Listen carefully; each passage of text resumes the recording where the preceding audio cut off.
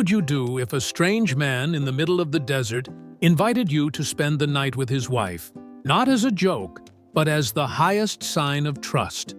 In Namibia, something that sounds impossible to believe is connected to a real tribe living in one of the driest lands in Africa.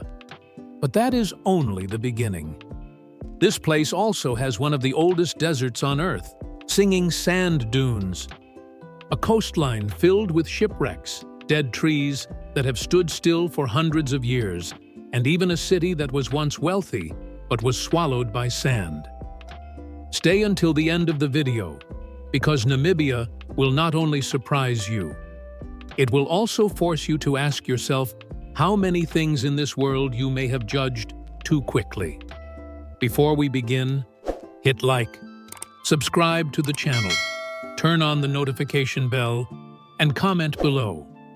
If it were you, would you accept or refuse that invitation? Namibia, a vast land almost forgotten by time. On the map, Namibia is simply a country in southwestern Africa. But once you truly step into this land, you begin to realize that it feels almost separate from the rest of the continent. Namibia covers more than 800,000 square kilometers, yet its population is only around 2.5 million people. That makes it the second least densely populated country in the world, after Mongolia. Imagine a vast land where you can drive for hours along roads covered in red dust and barely pass a single town. It is not because people do not want to live here, but because nature has placed limits that are too harsh. Much of Namibia is desert, stone, hot wind, and long empty spaces that make the horizon feel as if it never comes closer. There are places so dry that for many years they barely receive a real rainfall. The ground cracks under the sun, and the air becomes so dry that everything seems to have had its breath drained away. And yet, in a land that appears almost unsuitable for life, communities have still survived for many generations. They do not merely stay alive. They learn how to read the direction of the wind, recognize footprints on the sand, and understand every small change in the land, the water, and the sky. For them, the desert is not only a dangerous place. It is home, memory, and the force that has shaped how they live and preserve their identity. The name Namibia comes from the Namib Desert, one of the oldest deserts on Earth. That name does not only belong to a vast stretch of sand, it belongs to an entire country, as if everything here was born from the desert and shaped by it through time. The Namib is not loud. It is silent, immense, and feels as if it had been standing there long before human beings learned to name the world. Its dunes change color with the light of the day, sometimes pale yellow, sometimes glowing orange, and sometimes deep red under the sunset. The wide, empty spaces make time in Namibia seem to slow down, forcing people to look longer and understand that life here does not reveal itself in an obvious way. But strangely, inside that emptiness, life still exists in its own unique form. Namibia is not only sand and stone. It is home to communities that have learned to live with dryness, turning scarcity into experience, and the limits of nature into part of their culture. In many other places, water is taken for granted. In Namibia, water can be the line between life and death. Because of that, the way people dress, build homes, move, and preserve tradition is closely tied to the environment around them. In the capital city of Windhoek, another image of Namibia begins to appear. This city has fewer than 400,000 residents, yet it feels as if two different eras exist on the same street. You can see buildings carrying the mark of German colonial architecture from the 19th century. Then, just a few steps later, encounter indigenous craft markets where color, language, and music make the space come alive. Sounds from bars drift out in the afternoon. People move at an unhurried pace, and the whole city seems untouched by the rush of modern life. Namibia was once under German rule from the late 19th century until 1915. That past still remains in the architecture, in street names, in festivals, and sometimes even in the everyday language of some communities. Imagine a nomadic herder in the drylands of Africa using a few German words in daily life. In Namibia, things that seem impossible to place side by side can exist together naturally. And from here, the real journey begins. Beyond the streets of Windhoek, beyond the buildings with a European shadow, and beyond the mysterious name of the Namib, we will move deeper into the land that made Namibia famous. There, we will meet people who have lived through dryness for generations, with distinctive appearances, customs that make outsiders curious, and ways of adapting that force anyone to pause before judging too quickly. The secret of the Himba people in a harsh, dry land. When people mention Africa, many imagine jungles, savannas, or spear-carrying warriors from old movies. But the Himba people of Namibia do not fit those familiar images. They live in the Kunene region, in the dry northwest, where heat, dust, wind, and water scarcity have become part of daily life. For centuries, they have preserved a way of life that remains almost separate from the modern world. No electricity, no running water, no supermarkets, no social media. Only people, livestock, desert, and a culture that has entered the 21st century while still keeping its distinct identity. If you ever meet the Himba, the first thing that will help you recognize them is color. A deep red shade covers their skin, their hair, and almost their entire bodies. When sunlight falls on them, that red glows like heated gold against the sand. This mixture is called otjize, made from red ochre clay blended with butterfat. To outsiders, it may look like decoration. But for the Himba, otjize protects the skin from harsh sunlight, helps keep insects away, preserves moisture, and has become part of who they are. For Himba women, beauty is not based on the modern standards much of the world follows today. It is tied to the red earth on their skin, the way their hair is braided, the jewelry they wear, and the signs that reveal their place in the community. The anklets a woman wears can show how many children she has had. Jewelry made from metal and cowrie shells is not only for beauty. It is more like a life story carried on the body. When girls enter puberty, they wear a plastic belt. After their first menstruation, that belt is replaced with a metal one. In Himba society, every hairstyle, every ornament, and every detail on the body can carry a message. But to see that world with your own eyes, you have to cross a journey that is far from easy. From Opuwo, the main center of the region, you need a four-wheel drive vehicle. That is essential. The dirt roads twist through rocky hills and desert landscapes that look like scenes from another planet. In some places, if your vehicle breaks down, you may find yourself almost completely alone in a vast, empty space. It is precisely that remoteness that has helped the Himba preserve their way of life. The desert has protected them for centuries by being harsh toward anyone who is not properly prepared. When you finally arrive at a Himba settlement, the first thing you notice is the houses. They are low, small, and very different from what outsiders might expect. Their homes are made from mud mixed with livestock dung. That may sound surprising to many people, but in such a dry and hot environment, it is a very practical solution. These walls help keep the inside cooler during the day and warmer at night, when the temperature can shift by as much as 30 degrees between sunrise and midnight. It is a survival skill built through many generations. Polygamy is accepted there, and it is also linked to social status. A man with several wives is often seen as someone with more wealth, more children, and more connections to other families. Even more surprising, the Himba do not bathe with water. It is not because they do not want to be clean, but because water is too precious in this land. Water must first be saved for drinking and for sustaining life. So they cleanse their bodies with smoke. They light a small fire using butterfat and fragrant herbs, then let the smoke cover their skin, hair, and clothes. That smoke helps cleanse the body, keeps insects away, and leaves behind a distinctive scent. Together with the red ochize, smoke and red earth form a protective layer between human beings and the desert. Only when you understand that can you begin to understand their most controversial tradition.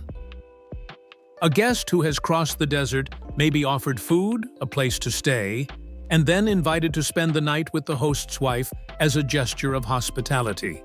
To outsiders, this is shocking, but in the cultural context of the Himba, it is described as a special form of hospitality connected to trust and respect between men. The Himba people, survival intelligence in Namibia's desert. The Himba people are not only remembered for their controversial customs. If you look at them only through a few shocking stories, you will miss something far more important. This is a community that has turned scarcity into survival skill. In the dry lands of Namibia, where electricity is not always available, water is always precious, and every object must be used as fully as possible. The Himba have learned to solve problems through methods that are simple but deeply intelligent. They do not need expensive modern systems to survive. They need observation, experience, and the ability to use whatever the desert allows. Think about this. If a school has no electricity, how can children have enough light to study during the day? For the Himba, the answer may lie inside a bottle of water. On the roofs of some schools, plastic bottles filled with water are installed into the roofing. When sunlight shines down, the water bottle catches the light and scatters it into the room like a natural light bulb. No electric wires, no switches, no monthly bill. Just a bottle of water, a small opening in the roof, and the sunlight that already exists over the desert. Something that sounds almost too simple can change an entire learning space in a place where darkness and shortage are always close. In daily life, that same resourcefulness also appears in the way they cook. If there is no gas, no electric stove, and no extra fuel to waste, how do you cook for an entire community? The Himba use beehive-shaped ovens made from mud and animal dung. To many outsiders, that material may make them uncomfortable the moment they hear about it. But in the Himba environment, it is a practical and effective choice. Mud helps hold the shape. Animal dung, once treated and dried, can become a suitable building material, and the beehive structure holds and concentrates heat very well. Because of that, the oven can bake bread, cook meat, and prepare food for many people, while using much less fuel than ordinary cooking methods. It may not look beautiful by modern standards, but it fits the land, the climate, and the rhythm of the community. Here, every material has a reason to exist. Every method has been tested by time. And if a solution did not work, it could not have survived for generations in such a harsh land. What makes the Himba remarkable is not that they lack technology, but that they have developed another kind of technology, quieter, less glamorous, but tightly connected to real life. They do not call it invention. They simply call it a way to live. A plastic bottle can become a source of light. A mixture of mud and livestock dung can become an oven. A limit imposed by nature can force human beings to discover a new way to adapt. Every problem in their world opens a question, and every question leads to a solution shaped by time, trial, and patience. In the modern world, we often solve difficulties with money, machines, and newer, more expensive devices. When a room is dark, we install another light. When we need to cook faster, we buy a better stove. When something breaks, we replace it with something else. But the Himba do not have that luxury. They have to look more carefully at what is already in front of them. They have to ask, what else can this object be used for? How can sunlight help? How can soil, livestock, dung, smoke, wind, and heat become tools? This way of thinking makes them a very different lesson in human intelligence. Not the kind of intelligence that comes from laboratories or large cities, but intelligence born from the need to survive. And sometimes, those simple solutions make us ask ourselves, does modern always mean better? The ancient desert that swallows every human trace. Leaving the village, climb into a four-wheel drive vehicle and let the road take you into the heart of the Namibia, one of the oldest deserts on Earth. This is where sand dunes have been shaped by wind for millions of years, changing form with every current of air and changing color with every hour of the day. At sunrise, Dune 45 glows with a warm orange shade. By midday, it appears almost white under the harsh sun. When sunset falls, the entire slope turns deep red, as if it were burning. This dune is about 170 meters high, but it is still not the largest. At Sossusvlei, Big Daddy rises to nearly 380 meters. Climbing it is not a casual walk. Every step sinks into the sand, your lungs burn, and the sun pours straight down on your body. But once you stand at the top, you understand why some people travel thousands of kilometers just to see this view. Beneath your feet is a sea of sand stretching all the way to the horizon. In the middle of that sea of sand lies Dedvlei, where black dead trees that died nearly 900 years ago still stand in place. They do not rot and do not fall, because the extreme dryness has preserved them like charcoal statues against the blazing red sand. Then the wind rises, and the desert begins to make sound. This is not a metaphor. The fine dunes of the Namib can create deep, low tones when the wind moves across them, like a giant musical instrument echoing through the empty space. But west of those red dunes is a much colder world. For a moment, forget the heat, forget the orange glow of the desert, and look toward the Atlantic Ocean, where the skeleton coast stretches through fog. Along the coastline are shipwrecks, whale bones, rusted metal, and a silence that feels chilling. The cold Bengala current meets the hot desert wind, creating thick fog that covers the horizon. For sailors in the past, this place was a trap. Some survived shipwrecks, only to die on land, because ahead of them there was nothing but sand, rock, and dryness. And yet, that very fog keeps part of the desert alive. The Welwitschia plant can live for more than 1,000 years, with only 2 large leaves that keep regenerating. Desert beetles climb the dunes in the morning to collect tiny drops of fog on their shells. In a place that seems made only for death, life still finds a way to endure. In the early 20th century, a diamond was found in the Namib sand, and within a short time, a town rose in a place where there had once been nothing. A hospital, school, theater, bowling alley, and casino appeared like a European settlement in the desert. That town was called Kolmanskop. For about 2 decades, it was wealthy, brightly lit, and full of life. But when the diamonds ran out, people left, and the desert began taking back everything that belonged to it. Today, when you step inside the abandoned houses of Kolmanskop, you see sand spilling through doorways, covering corridors, and rising almost halfway up the windows. The pale-colored walls are still there, but inside, silent golden dunes have taken over each room. Walking through Kolmanskop feels like hearing the wind speak to empty door frames. It reminds you that human beings can build very quickly, but nature has enough patience to erase everything. But Namibia is not only deserts, shipwrecks, and towns swallowed by sand. Near the southern coast of the Skeleton Coast, Swakopmund appears like a piece of Germany misplaced in Africa. This coastal city carries the mark of 19th-century colonial history, with European-style buildings, beer halls, bakeries, and streets that feel almost Bavarian.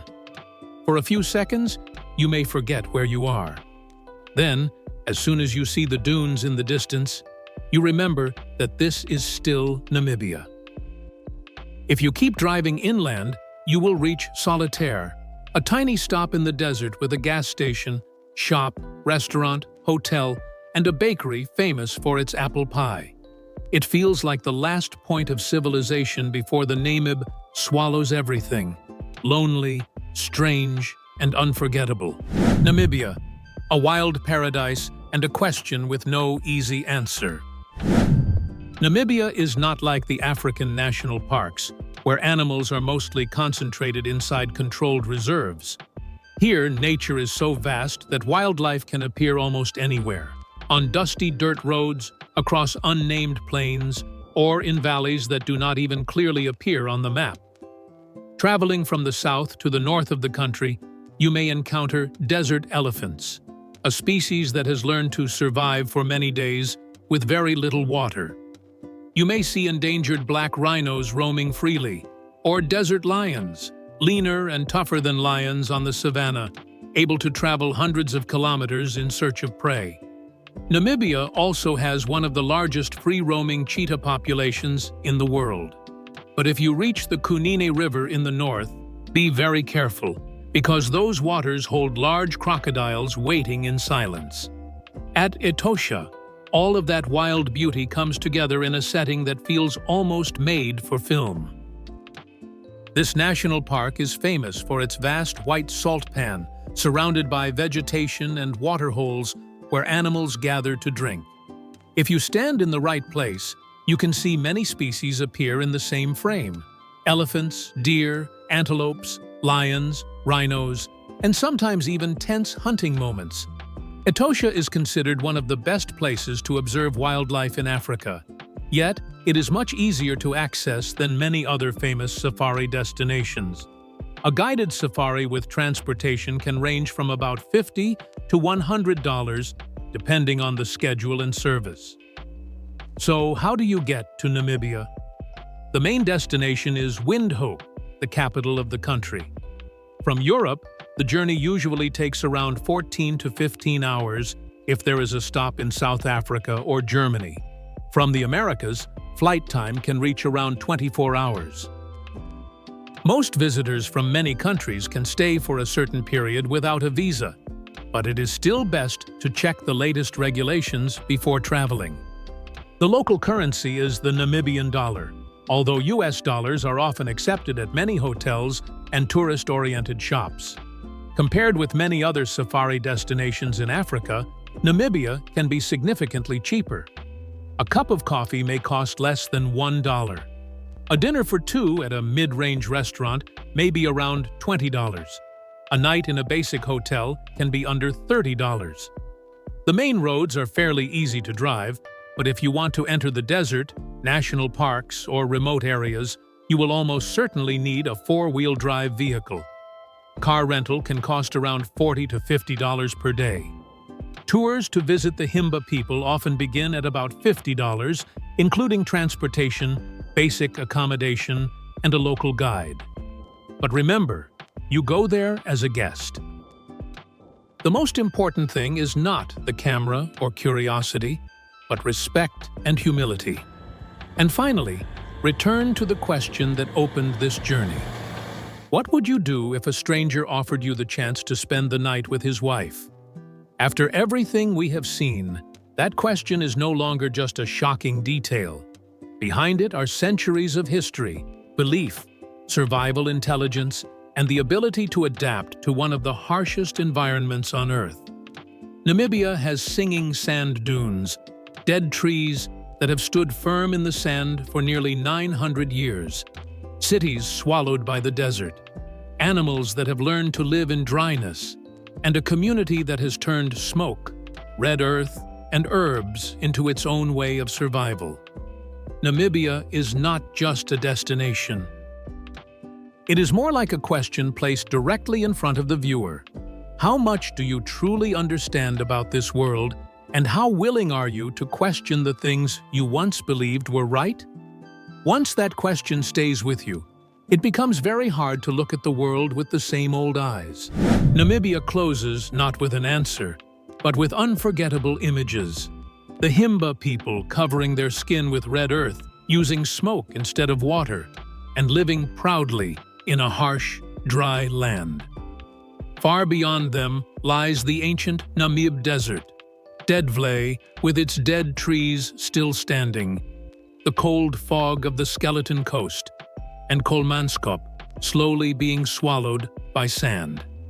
If this journey has made you see the world differently, please hit like, subscribe to the channel, turn on the notification bell, and comment below.